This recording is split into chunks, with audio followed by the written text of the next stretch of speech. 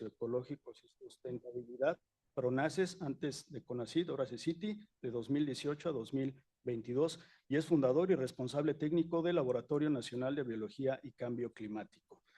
Sus áreas de investigación se enmarcan en la ecología geográfica, combinando la biología y la geografía para entender cómo las especies se relacionan con su medio ambiente y cómo las alteraciones de este, por ejemplo, el cambio climático y la pérdida de hábitat, las afectan, con el fin de ayudar en la búsqueda de soluciones a los problemas ambientales que enfrentamos.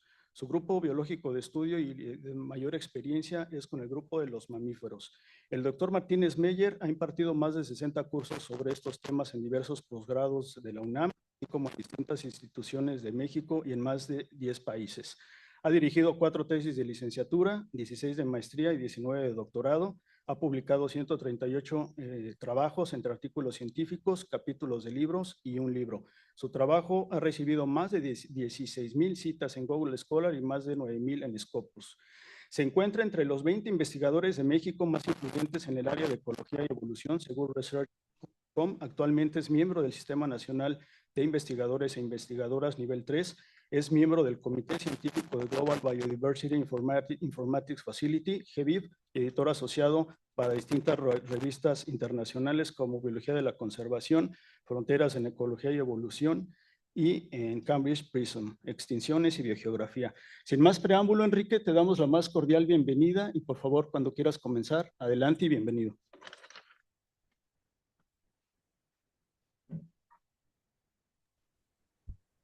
Su micrófono está cerrado.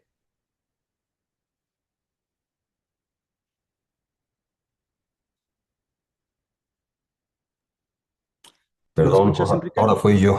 Sí, tenía el micrófono cerrado. Ya, Perfecto. ahora sí. Adelante, por favor. Gracias. Buenos días a todas y todos.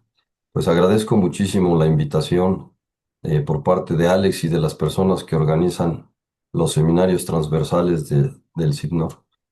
Y pues es realmente un honor acercarme a la comunidad del CIBNOR, en donde tengo grandes y viejos amigos y amigos viejos también. No digo nombres para no quemar a nadie, pero nada más quiero saludar a esas personas a las que conozco desde hace muchos, muchos años.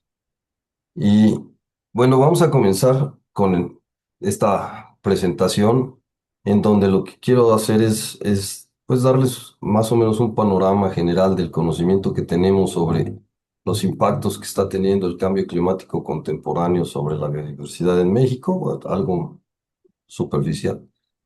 Eh, Contarles de lo que estamos haciendo en el Laboratorio Nacional de la Biología del Cambio Climático, y cerrar la plática con eh, la segunda parte del título de esto, esto de predicción de los impactos, una visión crítica, digamos, de una de las técnicas más utilizadas en esto de la biología del cambio climático. Ya se los explicaré. Bueno, a manera de una muy breve introducción, pues todos sabemos, eh, o por lo menos hemos escuchado algo sobre el tema del calentamiento global y el cambio climático provocado por esto, y que estamos en un proceso pues acelerado, ¿no?, de incremento de la temperatura a nivel global. No hay duda, no hay duda. Eh, Estamos arriba del 1,2 grados centígrados por encima de lo que le llaman el periodo preindustrial, que no es preindustrial, pero bueno, de 1850 a 1900 se considera así en la literatura el periodo preindustrial. Y estas mediciones se hacen por 20 años, ¿no? Entonces, los últimos 20 años están entre 1,2 y 1,4 grados centígrados por encima del promedio de ese periodo. Los últimos 5 años han sido 3 de ellos los más calientes en la historia del registro desde que se tienen termómetros, digamos. 2024 resalta porque ha sido el año más caliente. Después 2023 y 2025 ahí están muy parejos. Y eso que 2025 fue año niña, se supone año frío. Y vamos a ver cómo nos va ahora en 2026, si ya no es niña y si empiezan los niños. Va a ser vamos a seguir con esa tendencia sin lugar a dudas. Eh, Ahora, en México, la situación es todavía un poquito más complicada. Por azares de la geografía, estamos en una zona en donde la temperatura está incrementándose más aceleradamente que el promedio global. En México estamos medio grado por encima del promedio global en términos de el incremento con respecto al periodo preindustrial, al inicio del siglo XX. Y como ven en este mapa que les presento, los incrementos, pues obviamente no son homogéneos a lo largo de todo el territorio nacional. Las zonas del desierto chihuahuense y de Sonora son las que están observando los incrementos más acelerados, al igual que en el sur, ¿no? En la parte de Chiapas, en la frontera con Guatemala. ¡Pum! Particularmente. Es en donde se han observado los incrementos más acelerados en el país. Ahora, con respecto a la lluvia, no ha cambiado mucho, ahí sí no ha habido un ligero, digamos, incremento. Lo que ha cambiado es cómo cae la lluvia, ¿no? La distribución en el tiempo y en el espacio de la lluvia. Eh, Ha habido incrementos importantes en la cantidad de lluvia en el verano y en el otoño y disminuciones en el invierno y en la primavera. Eh, y en general, así de manera muy general, podemos decir que en el norte del país se ha disminuido la precipitación y en el sur del país ha aumentado. Es decir, las zonas secas se están haciendo más secas y las zonas húmedas, en algunos lugares, más húmedas también, o más lluviosas por lo menos. Lo que se nota también es en la longitud y la frecuencia de los eventos extremos que se llaman, ¿no? Olas de calor o sequías prolongadas o lluvias intensas. Eso ha aumentado en su frecuencia. Proyectando estos escenarios, digamos, estas trayectorias hacia escenarios futuros, esto que ven ustedes aquí en esta gráfica viene de una publicación que coordinó Francisco Estrada Porrúa del programa de investigación en cambio climático de la UNAM, donde es, digamos, una actualización del estado del cambio climático en México.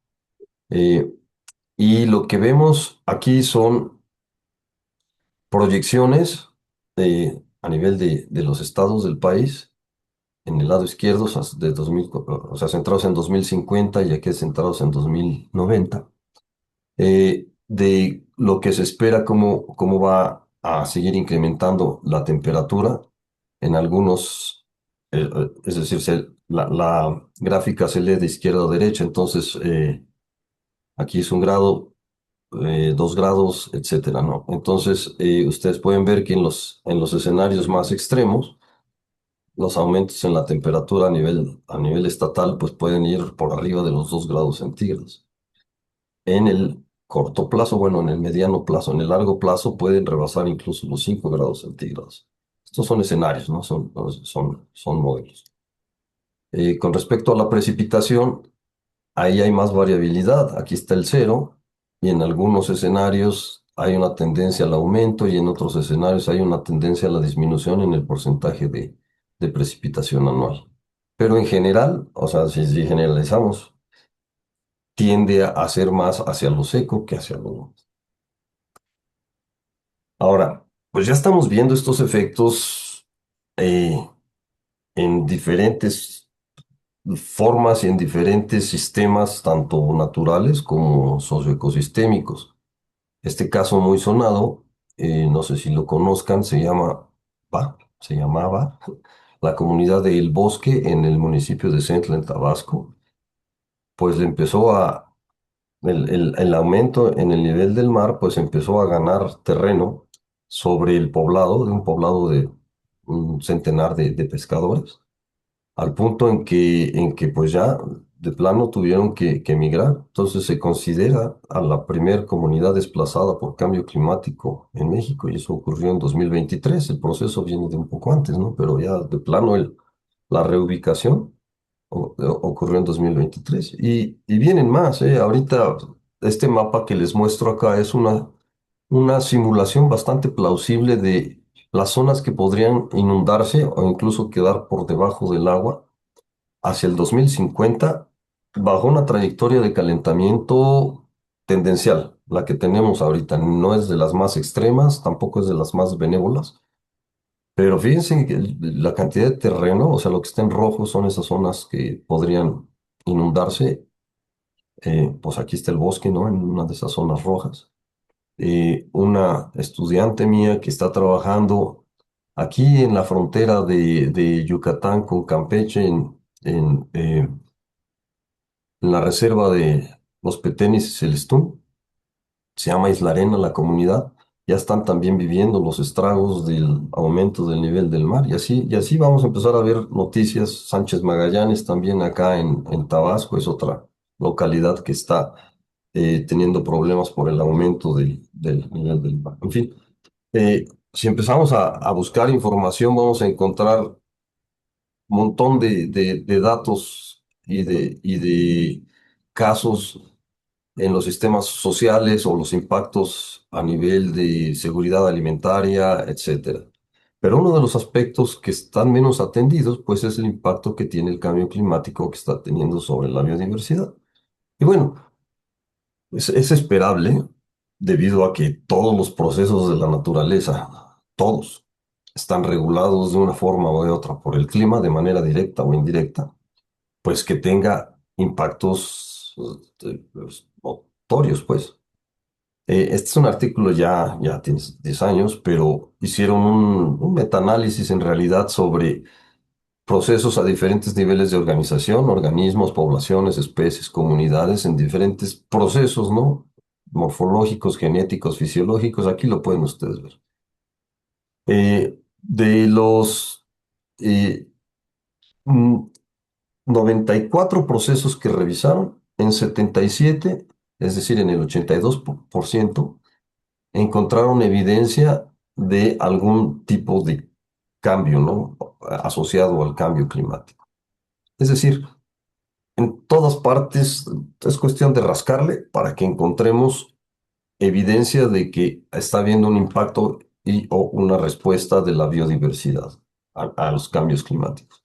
Ahora, claro, la mayor parte de estos estudios pues, se han generado en los países que le conocemos como el norte global, donde se tienen amplias series de tiempo, de décadas e incluso de siglos en algunos casos, ¿no? Y se tiene un conocimiento pues amplio también, muy profundo sobre las dinámicas de los ecosistemas en sistemas que son ecológicamente menos complejos que los que encontramos en el trópico, ¿no? Pero bueno, si eso está ocurriendo en esos lugares, pues es esperable que en México y en los ecosistemas de México, pues también. Ahora, en México, el estudio de lo que llamo aquí la biología del cambio climático, es decir, todos los aspectos que tienen que ver con la biodiversidad en todos los niveles, en todos los taxones, en todos los sistemas, la biología del cambio climático es un campo pues relativamente nuevo.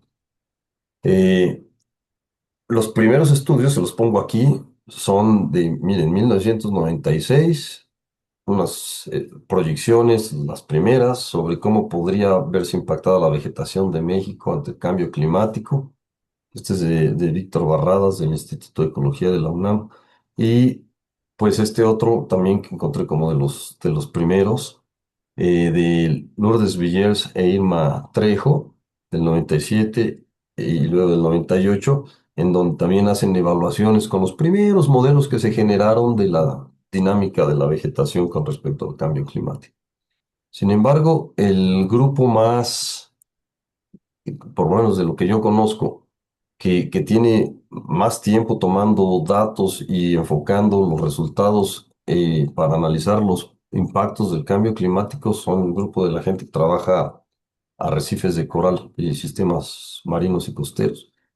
El primer estudio de Héctor Reyes Bonilla del 93, ¿no? O sea, informando sobre blanqueamiento en Cabo Pulmo, pero de ahí hay diferentes sitios en donde mantienen estudios de largo plazo. Entonces, los sistemas arrecifales son uno de los, considero yo, de los mejores estudiados en este contexto de cambio climático. Ahora, Pues conforme pasa el tiempo y conforme el tema de cambio climático se ha vuelto más popular, más importante y de mayor interés en lo general, pues también ha aumentado el número de personas y de grupos de investigación que abordan el tema desde diferentes perspectivas y con diferentes métodos, etcétera.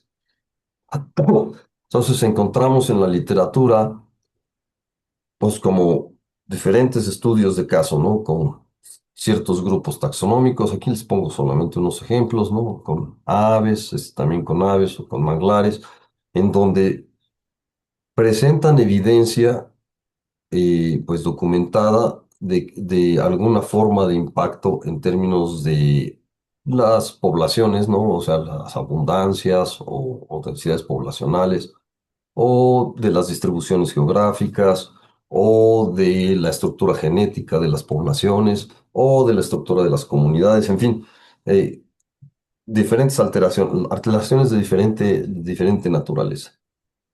Eh, Les voy a poner aquí algunos ejemplos que recorren, digamos, ecosistemas que van desde el mar hasta la punta de las montañas en México.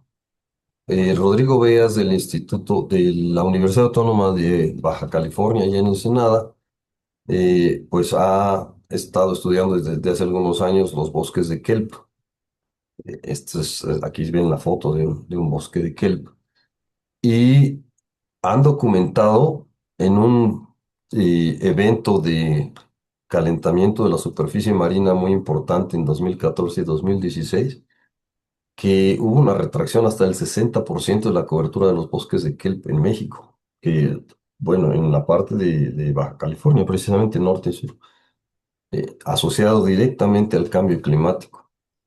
Eh, este es uno de los ecosistemas, bueno, de los muy conocidos investigadores y de los grupos de investigación de arrecifes de coral, en el otro mar, digamos, en el mar Caribe.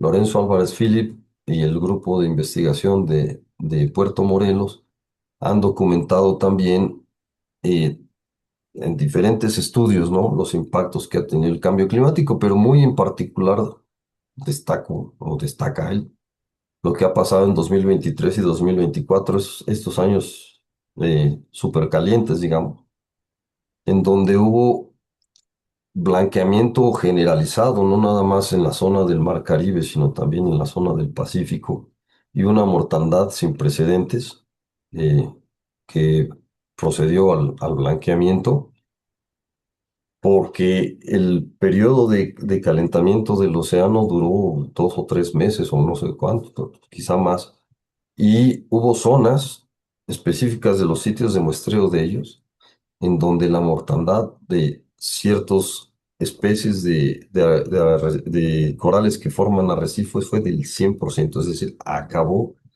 con las comunidades arrecifales en algunas zonas. Este es uno pues, de los ejemplos más dramáticos, tal vez, ¿no? De los impactos de corto plazo que tiene el cambio climático. Luego, en los ecosistemas costeros hay grupos de investigación en el CICI, en la UADY, en diferentes lugares de México. Este es un ejemplo de la doctora Pilar Gómez, que ya está en el CICI, en donde han estudiado los impactos que ha tenido el cambio climático en los manglares de México. Y a veces es muy difícil separar el impacto que tiene el cambio climático con los impactos de otros estresores. Por ejemplo, en las costas, pues ya sabemos que el turismo es un factor de degradación y de pérdida de los sistemas de manglar. Pero bueno, los estudios que ellos han hecho han logrado detectar o aislar, digamos, el efecto de cambio climático en algunas zonas. Incluso están expandiéndose los manglares, pero en otras se están perdiendo. Ahora ya pasándonos a tierra firme.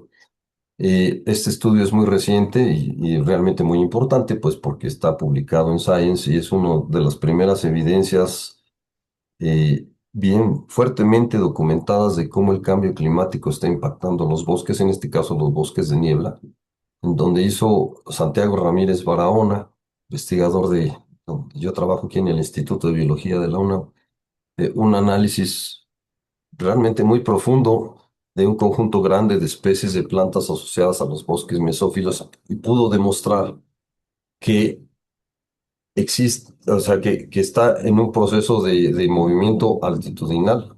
Eh, Muchísimas de las especies de los bosques mesófilos están moviendo hacia las partes más altas de la montaña debido a que la línea de niebla en los bosques mesófilos pues está subiendo también. Eh,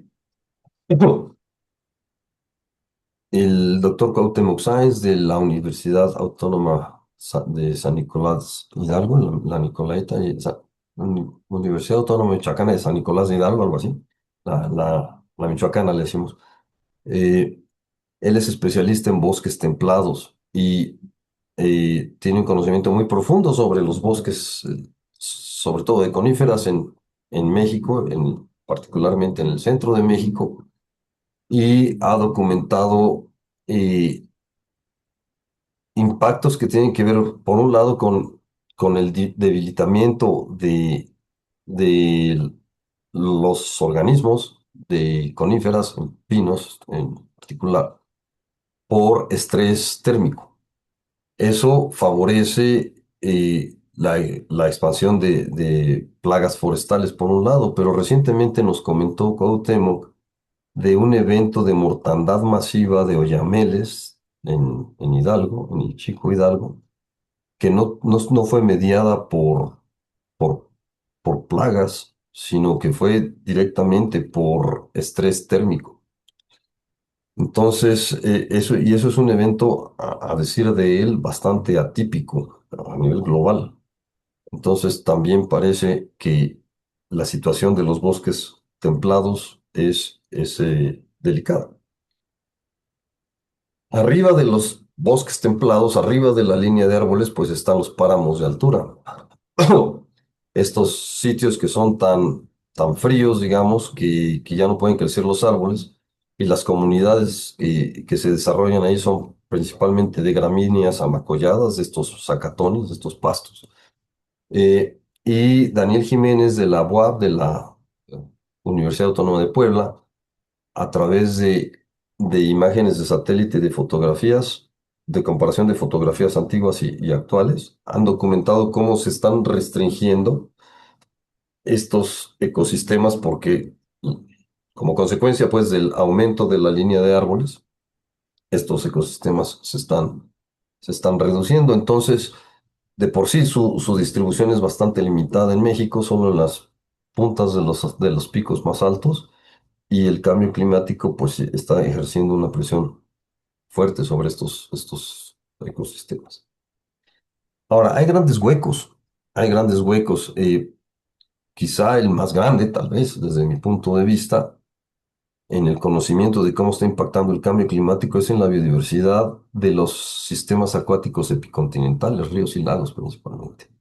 Eh, Nos hemos acercado a especialistas en estos ecosistemas pues parece que no existen grupos consolidados que estén trabajando el tema, digamos, como una línea de investigación. Hay por aquí uno y otro estudio ahí eh, del tema, pero a mí me parece que este es uno de los grandes vacíos.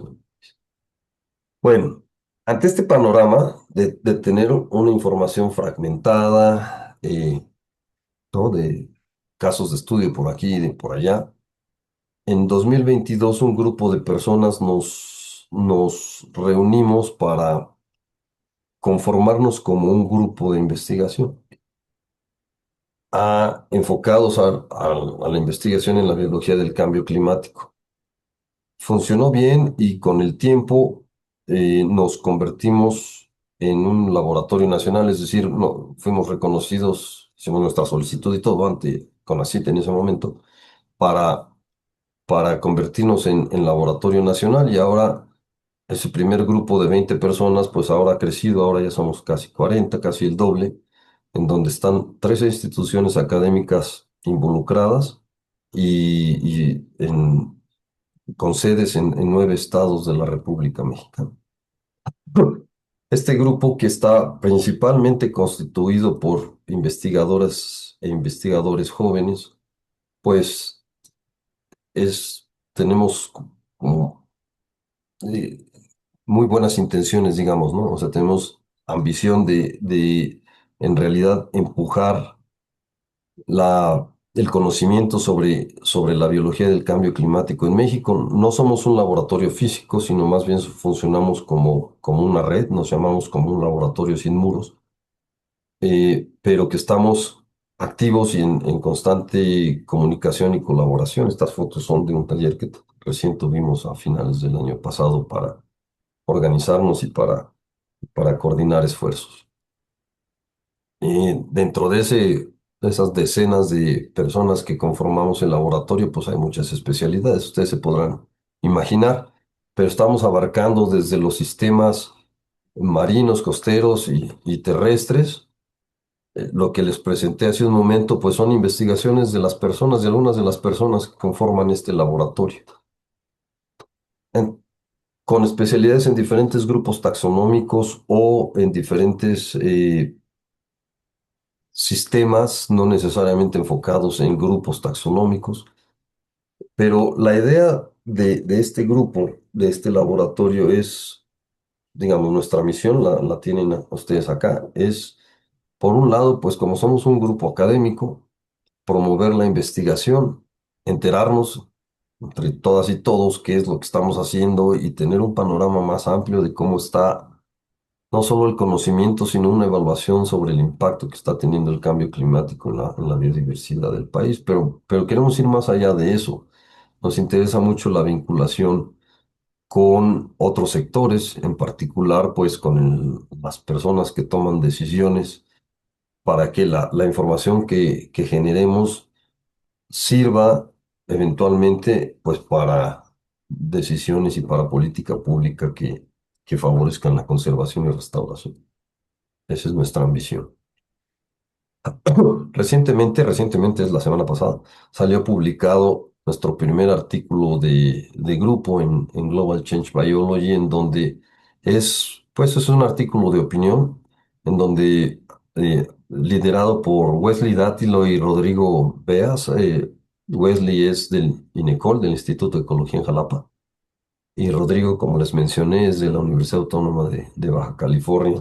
Ellos lideraron este esfuerzo y aquí pues participamos la mayoría de las personas que conformamos el laboratorio, donde a través de un análisis bibliográfico, bibliométrico, eh, pues destacamos el enorme sesgo que hay en, eh, en el campo de la biología del cambio climático del norte global sobre el sur global, ¿no? El norte global aquí en azul y el sur global en rojo, donde la mayoría de las publicaciones y las afiliaciones de los autores pues están en instituciones del norte global. Entonces esto tiene una serie de implicaciones importantes, ¿no? Porque, digamos, las políticas globales o las agendas de investigación internacionales y las prioridades pues están dominadas por la visión del conocimiento de allá.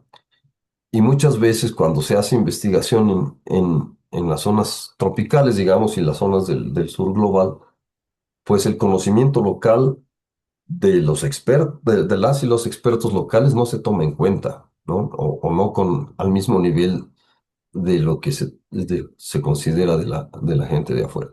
Entonces, digamos que este es un artículo de postura sobre, pues, destacando estas desigualdades y proponiendo mecanismos para balancear un poquito este desbalance. Ahora, ¿cómo se estudia el cambio climático? En general hay dos enfoques, o sea, bueno, uno lo puede dividir de muchas maneras, pero hay dos enfoques en lo general. Uno es basados en evidencia y todos los estudios que les he presentado hasta ahora son basados en evidencia, es decir, que toman datos biológicos, se asocian con datos climáticos y se ve si hay una asociación causal, ¿no? de la respuesta. Ahí tenemos en pantalla algunos ejemplos. Pero hay otras formas de estudiarlo que tienen que ver más con proyecciones hacia el futuro. Eh, los que están basados en evidencias, pues evidentemente tienen que ser eh, estudios de datos que se han eh, recopilado históricamente. En este caso, los estudios proyectivos son con base en modelos, con proyecciones hacia diferentes escenarios y planteando cómo podría ser la respuesta de las especies. Bueno, en un análisis que hicimos Julián Velasco y yo para un capítulo de este libro que ustedes ven en pantalla, sobre fauna, hay el libro y el capítulo pues son sobre la fauna en México. Hicimos una consulta exhaustiva sobre la investigación en cambio climático en México y lo dividimos entre investigaciones que son del pasado al presente y las que son proyecciones hacia el futuro. Este cuadrito lo que representa, o esta figura lo que representa es, en rojo es que no hay estudios asociados. Estos son los ambientes, ambiente terrestre, marino y epicontinental. Estos son niveles de organización desde organismos, poblaciones, especies y comunidades y diferentes procesos, ¿no? Desde genéticos, fisiológicos, morfológicos, a nivel de especies, pues de distribución o de vulnerabilidad y a nivel de comunidades, cosas de interacción. Entonces aquí están los colores que muestran cuántos estudios, y miren que se cuentan con una mano, hay para cada uno de estos, de estas celdas, digamos, estas combinaciones entre grupos taxonómicos en diferentes sistemas y procesos.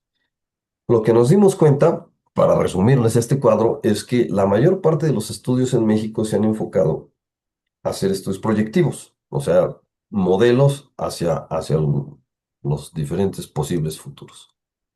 Y entonces, aquí es en donde quiero abordar la última parte de la plática. Eh,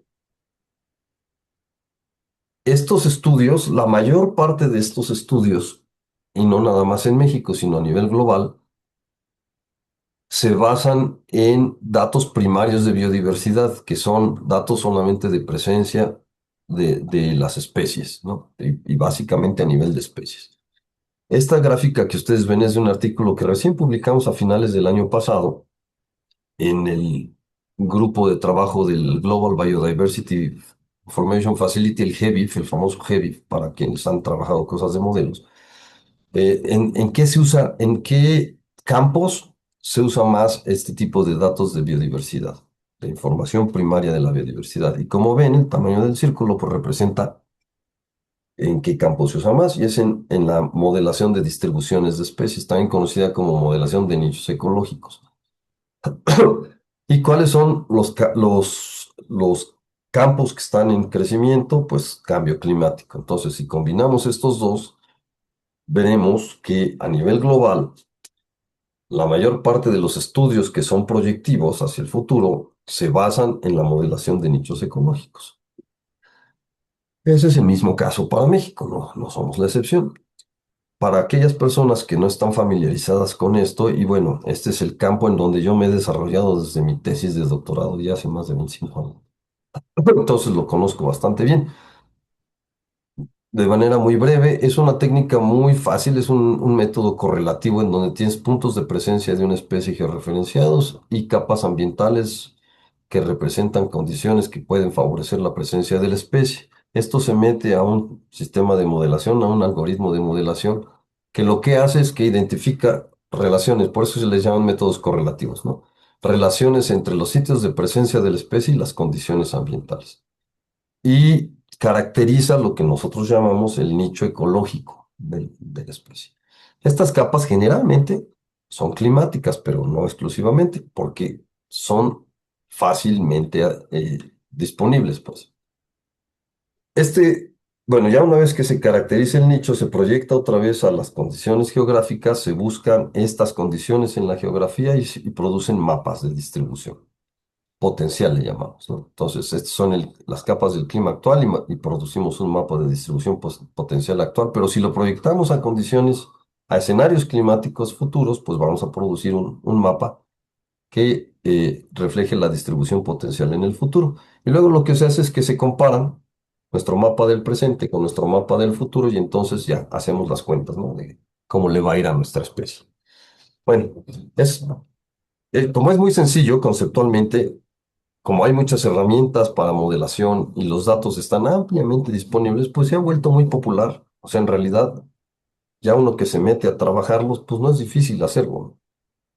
Si comparas los estudios basados en evidencia, que tienes que ir al campo, que tomar muchos datos, que recopilar datos históricos, etcétera, esto es mucho más rápido. Y eso es lo que lo ha hecho muy popular desde mi punto de vista. Ahora, aquí hay un enorme riesgo y esa es la crítica que yo quiero hacer, o sea, la crítica constructiva, pues no es al método, sino a los usuarios del método. Y lo voy a ejemplificar con este conejo endémico del centro de México. Aquí está Ciudad de México, acá está Cuernavaca, en las sierras intermedias que se llama del Chichinautzin, ahí vive el conejo, el zacatuche o teporingo. Y en los volcanes, este es el Popo, este es el Ista y esta completa es la Sierra Nevada, este se llama el Tlaloc. Y ahí vive, es en microendémico, de alta montaña. Entonces es un candidato ideal pues para que el cambio climático le dé duro, ¿no? Entonces lo que generalmente se hace con este tipo de enfoques de modelación de nichos o distribuciones es que uno, yo supongo que al teporingo plantea una hipótesis, ¿no? Al teporingo le va a ir mal con el cambio climático porque es de montaña y ya vimos, la evidencia nos dice que a las montañas pues se están calentando, entonces empuja, digamos, los ecosistemas hacia arriba, lo que estamos viendo. Entonces, pues si el conejo está asociado a estos ecosistemas, seguramente lo va a empujar para arriba y se va a restringir su distribución. Y esa es una hipótesis biológica bastante plausible, ahora hay que probarla. Entonces, mucha gente lo que hace, la mayoría de la gente lo que hace, pues es que usa modelos de nicho ecológico para probar esta hipótesis, ¿no? Entonces, generas tus modelos del presente, que es el azulito, lo proyectas hacia el futuro, que en este caso son dos futuros, centrado en 2030 y otro en el 2090, y generas tus mapas de distribución potencial. Y pues luego haces las cuentas, ¿no? Si se fijan, pues aquí estas partes que se ven en azul son zonas de pérdida de la distribución potencial de la especie porque se movió de acá para arriba la distribución. Y luego en el siguiente periodo temporal, horizonte temporal, se mueve de lo naranja a lo rojo. Y hacia el 2090 entonces quedarían las zonas rojas, de acuerdo con este modelo. Entonces la conclusión es que, según este modelo, se cumple mi hipótesis. La distribución del teporingo se va a reducir por efecto del cambio climático porque solamente utilicé capas de clima para modelar. Entonces, pues no puede haber otro factor que no sea clima bajo esta lógica. Pero aquí hay un problema que es tan común que es un gran error. Los mapas del futuro no son, no son predicciones y eso es a lo que yo quiero, pues no sé si convencerlos, pero por lo menos argumentarlo. Estos mapas que ustedes ven aquí son hipótesis propiamente. No son de a de veras, digamos, no es lo que va a pasarle a la especie. Es lo que un modelo con todos sus supuestos y con sus sesgos eh, muestra la tendencia de cambio de las condiciones en donde vive el conejo. Pero no se debe de interpretar como el cambio en la distribución del conejo. Entonces, esto es una hipótesis que se debería de poner a prueba con datos biológicos. Ahora, pues hay dos opciones, o te esperas hasta el 2030 y 2090 para ver si el modelo se cumple o no, o buscar formas creativas de saber si esa tendencia es para allá. Pero este tipo de errores en la interpretación vienen de el desconocimiento de cómo funcionan o qué hacen los modelos en realidad. Tenemos expectativas de que nos prediga el futuro. Eso es lo que quisiéramos todos en realidad. Pero los modelos no hacen eso. Los modelos trabajan con datos, datos. Entonces, fíjense, este es el modelo para el teporingo. Luego hice un modelo para un pajarito que es endémico de esa zona y tiene otras poblaciones por otro lugar, pero bueno, digamos, enfocándonos a esta zona del centro del país, que nos pisa baile. Fíjense, la tendencia es exactamente la misma e incluso los porcentajes se parecen bastante. Dos biologías distintas, ¿no? El conejo y el pajarito. Luego hice el mismo ejercicio con un pino, Pinus montezuma. Los porcentajes varían, pero la tendencia es exactamente la misma. Y luego hice el ejercicio con una cosa que no respira, que son los incendios obtenidos a partir de las bases de datos de Conavio en esa franja del eje volcánico. Modelé esos puntos donde están los incendios y el comportamiento va a ser exactamente el mismo, ¿no? Entonces, lo que pasa es que a los algoritmos de modelación, pues no les metemos nada de biología, o sea, los puntos de presencia, pero pues puedes meter postes de luz, lo mismo, ¿no? Va a procesarlos y siempre te va a sacar un resultado. Pero eso no implica que el resultado que tú estás sacando es la respuesta biológica de la especie al cambio climático. Entonces, eso nos pone también en un problema porque una herramienta en la que queremos confiar mucho en que nos diga qué puede pasar, pues en realidad tiene fuertes limitaciones para eso, ¿no? Para saber qué puede pasar. Entonces, mi posición es que estos resultados no los consideremos como predicciones biológicas, digamos, sino se puede, en todo caso, una predicción del segmento de la hipótesis. Este es, yo como lo digo, es que son proyecciones a escenarios, no predicciones, proyecciones a escenarios bajo una serie de supuestos. Ahora, si en realidad queremos saber cómo responden las especies, pues es que hay que trabajar con las especies. Este es un proyecto precioso que se llama el Proyecto Grinnell, que lo desarrollan en la Universidad de Berkeley, en donde Grinnell, pues uno de los grandes naturalistas y fundador del Museo de Zoología de Vertebrados de allá de Berkeley, a principios del siglo XX, cuando vino la ola de migración hacia California por el boom minero, dijo, se van a acabar los bosques, o sea, los ecosistemas de este estado, entonces vamos a documentar a la fauna de California. Entonces hicieron muestreos muy sistemáticos de los diferentes ecosistemas de California. 100 años después, las personas del Museo de Zoología de Vertebrados de Berkeley repitieron los muestreos que hizo Grinnell a principios del siglo XX. Y entonces han sacado decenas de artículos en las revistas más importantes de lo que han observado en esas comparaciones de 100 años de diferencia. Y o sea, aquí les destaco en resaltado que las respuestas de las especies no son predecibles como nosotros quisiéramos o no son tan predecibles como los modelos. Lean lo que dice aquí, dice, sin cambios geográficos, las aves ahora anidan en temperaturas similares que lo hicieron hace 100 Lo años. siento, no te oigo bien. Uy, perdón, ese es mi... Sí, ya. Luego, por ejemplo, las comunidades de mamíferos se mantuvieron altamente estables, mientras que las de las aves declinaron marcadamente en respuesta al calentamiento. Esta gráfica es muy... espérenme que se movió esto. Es muy ilustrativa de lo que está pasando. Cada barrita es una especie y este es un gradiente altitudinal. Entonces, lo que ustedes ven aquí en verde son expansiones hacia arriba, pero hay especies que expandieron hacia abajo. Lo que ustedes ven en rojo son retracciones o reducciones que en algunos casos se reduce el límite de abajo de su distribución, lo que esperaríamos por un cambio climático, pero en otros casos no. Y hay otras especies que ni aumentan ni disminuyen significativamente. Entonces, y estos son la comunidad de mamíferos, es la de este artículo. En unos sistemas montañosos respondieron de una forma, en otros sistemas montañosos la misma especie respondió de otra forma. Entonces, a lo que quiero llegar con esto es que las respuestas de la biodiversidad a los cambios climáticos, primero son idiosincráticas, pues a nivel de especies y tal vez hasta a nivel de poblaciones.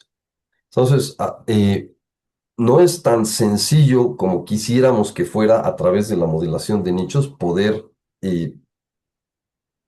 saber exactamente cuál va a ser la respuesta en tiempo y en espacio, ¿no? Porque estos modelos son espacialmente y temporalmente explícitos. Pero entonces no sirven, van a decir. No, no, sí sirven. Tampoco hay que irse hasta el otro extremo. ¿Para qué sirven los modelos? ¿Para qué sí sirven los modelos?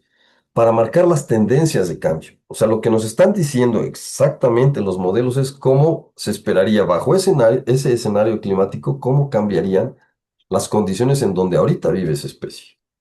Bueno, si las condiciones se reducen hacia el futuro, pues probablemente la especie también reduzca su distribución hacia el futuro, pero probablemente eso hay que ponerlo a prueba. Si nosotros contrastamos resultados de modelos con resultados observados, en este caso, dos estudios, uno 2003, los 2002 de Tom Peterson de la Universidad de Kansas y este también de Tom Peterson, pero 2015, no son modelos, estos son modelos, estos no son modelos, son datos observados.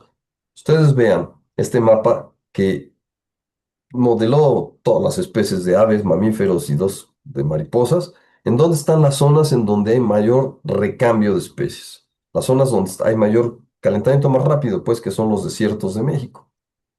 En las observaciones que hicimos en este artículo, comparando inventarios antiguos y recientes de aves, las zonas de mayor recambio de especies son estas, ¿no?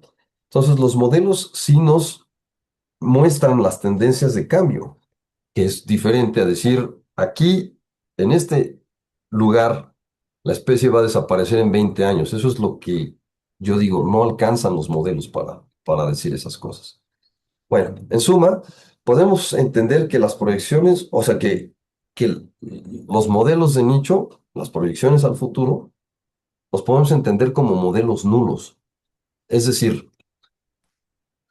básicamente si no hay respuesta de la especie al cambio climático, si simplemente deriva sobre su clima, ¿sí? Navega sobre su clima. Entonces eso sería una no respuesta, si simplemente que se deja fluir, digamos, ¿no? Y eso es un modelo nulo. Entonces lo que hay que hacer es utilizar ese modelo como, como lo que es, ¿no? O sea, como una base de qué puedes esperar si la especie no responde biológicamente a los cambios, simplemente se deja ir. Y eso es el modelo. Entonces, ahora hay que contrastarlo contra lo que está haciendo la especie o no está pudiendo hacer, ¿no? Si los usamos de esa manera, entonces vamos a darle más fortaleza también a nuestros resultados y a nuestros análisis, y no los banalizamos con modelos que son puras especulaciones.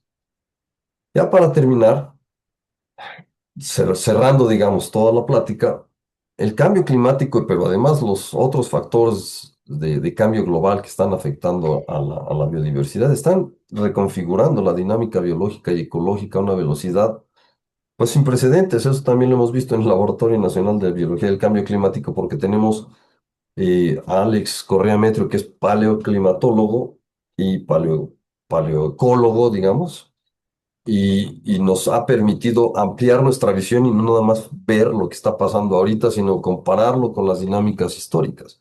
Entonces, este cambio climático sí está haciendo a una velocidad que no se tenía registrado en los eventos anteriores. Entonces, eso pone un reto a la respuesta de las especies. Y encima, pues todos los demás obstáculos para que puedan responder. Una de las respuestas más frecuentes es la, el movimiento de sus distribuciones, ciertamente, pero con tantos obstáculos y barreras al movimiento por la fragmentación y por todos los otros factores de perturbación, estamos dificultando esos procesos de respuesta, ¿no? En general. Les digo que las evidencias de los impactos del cambio climático están en todos lados. Entonces, si a ustedes les interesa el tema, es cuestión de que se enfoquen en un sistema, en un grupo, en un lugar, y van a encontrar las evidencias que estén mostrando cómo impacta y cómo la biodiversidad responde. Ahora, si queremos acelerar en la generación de conocimiento, ¿no? Es un campo nuevo y pues claro que ya en un país megadiverso pues es mucho más complicado. Entonces, la lección que hemos obtenido del Laboratorio Nacional es que si hacemos grupo, esto lo podemos hacer más eficiente, más rápido y de una manera mucho más coordinada. Entonces, digamos, el mensaje es, hagamos grupo. Ese es el punto. Y bueno, ya para finalizar, todos los enfoques que se utilicen en el estudio de la biología del cambio climático tienen todas sus fortalezas y limitaciones. Entonces, no se queden como usuarios de medio nivel de cualquiera de los enfoques que ustedes utilicen. Profundicen para entender bien qué es lo que les están diciendo sus análisis. La combinación de enfoques generalmente es más enriquecedora. Y bueno, pues agradecer a mis colegas y del Laboratorio Nacional y a estudiantes y demás gente que está participando en estos esfuerzos y a las agencias financiadoras. Y a ustedes muchas gracias por su atención y estoy aquí para servirles.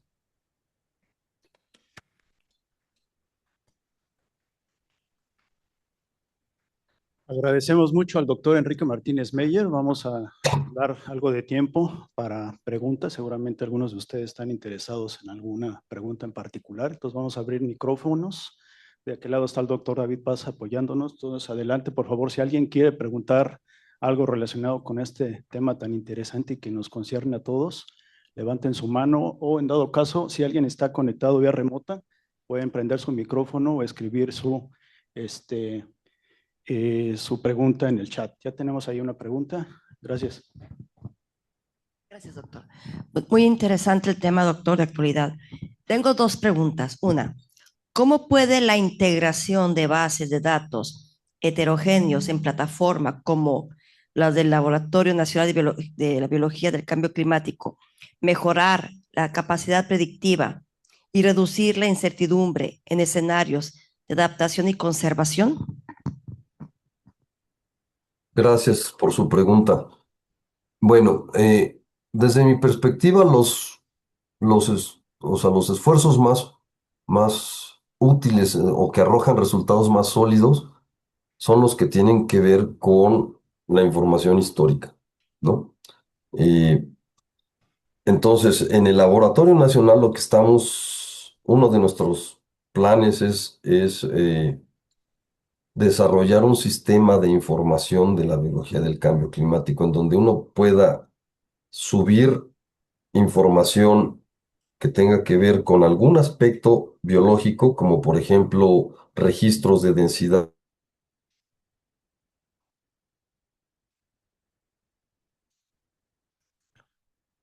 Bueno, ¿nos escuchas, Enrique?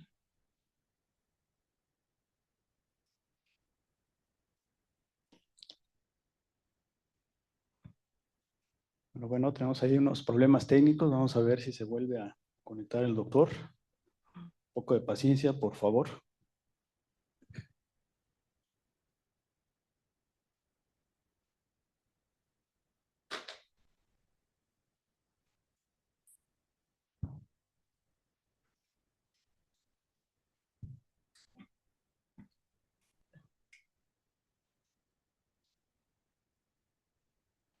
Me acaba de comentar el doctor que hubo un apagón. Entonces, vamos a darle unos cuantos minutos que se vuelva a conectar ya para terminar, porque ya estamos sobre tiempo. Les agradezco su paciencia y ahorita continuamos. Gracias.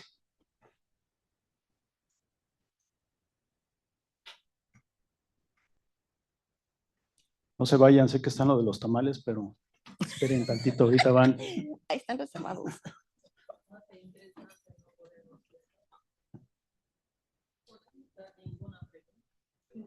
Vamos a dar unos segundos si se conecta, si no, pues no queda mucho más que En su terminar correo el seminario. escribimos.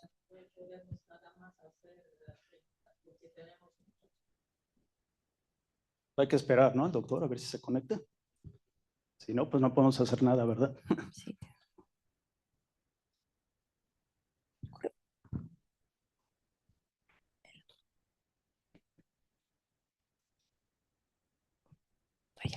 Ya volvió. Ay, les ofrezco Perfecto. una disculpa, me pasó lo que a Yuri en el Adelante, apagón. Enrique. ¿Me escuchan? Sí, adelante. Ah, gracias. Una disculpa hubo un apagón de luz así de esos instantáneos.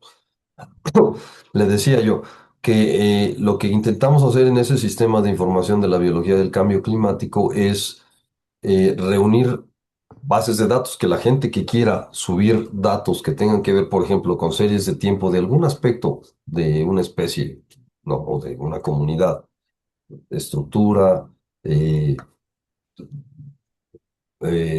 densidades poblacionales, etcétera, como a modo de series de tiempo, es decir, con muestreos repetidos en el tiempo.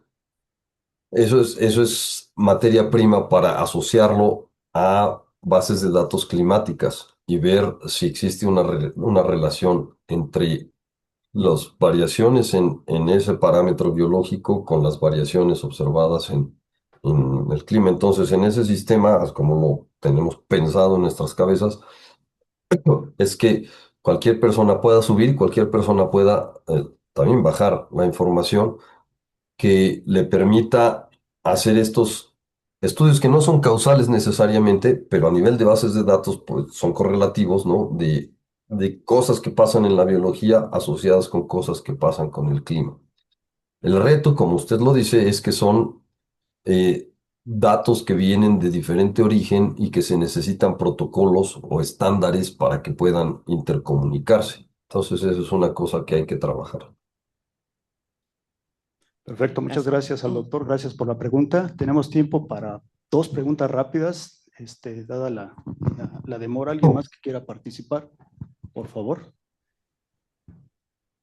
Hay algunos comentarios en el chat, Enríquez, felicitándote, excelente plática, excelente seminario.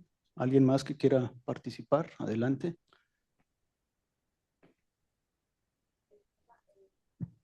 Adelante. Bueno, perdón, otra vez.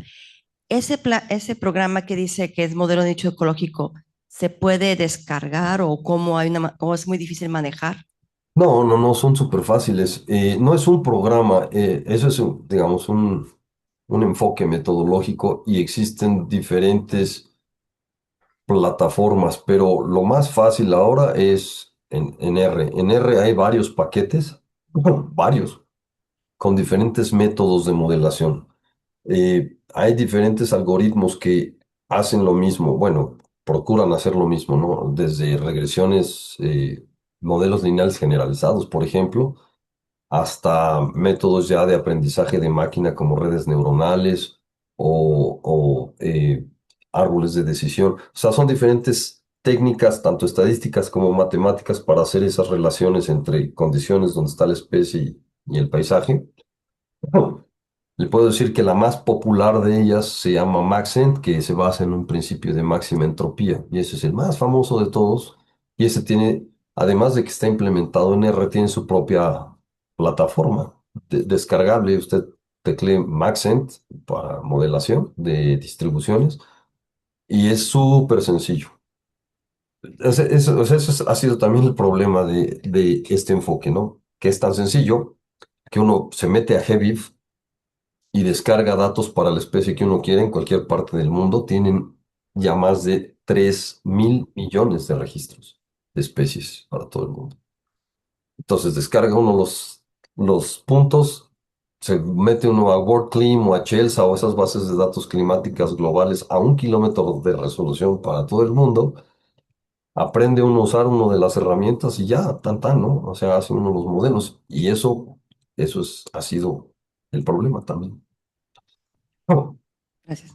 Perfecto, muchas gracias. Desafortunadamente ya no tenemos más tiempo para preguntas. Agradecemos de nueva cuenta al doctor Enrique Martínez Meyer por este gran seminario. Gracias a ustedes por su atención y un enorme gusto y un honor estar aquí con ustedes. Ojalá pueda estar pronto en persona. Perfecto, Enrique. Pues te agradezco de manera muy personal. Gracias por darte el espacio y el tiempo para compartir mucho de lo que conoces de este tema. Agradezco a todos los presentes y de parte de la Academia de Ecología de Zonas Áridas. Estamos por terminado nuestro seminario del día de hoy. Recuerden que el siguiente seminario transversal va a ser el 4 de marzo. Entonces esperen instrucciones. Gracias a todos y que tengan excelente viernes y fin de semana. Muchas gracias, Enrique. Buen día, Estamos en gracias a contacto. ti, Ahorita te Alex. mando un correíto, un mensajito. Claro que Gracias. sí, Alex. Gracias, buen día.